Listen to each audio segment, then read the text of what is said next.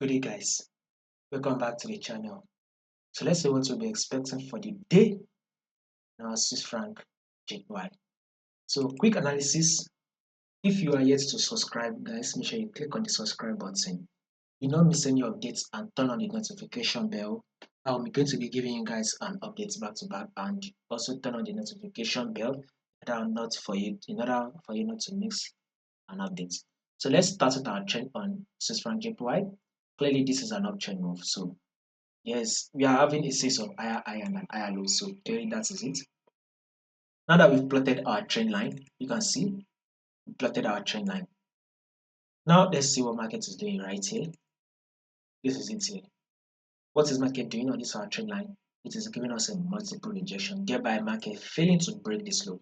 That is an indication that market is want to push up. So and we are getting that push up. You can clearly see that it is currently pushing up. So that is to tell you that buyers on Swiss franc JPY still to the upside. It is very strong buy to the upside. So we had this first push.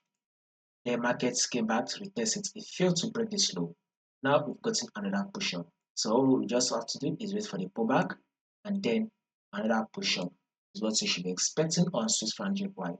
So for the day on Swiss franc JPY, I advise you to wait for your pullback, a little bit of a pullback, because when you take a look at this is a buy bullish movement.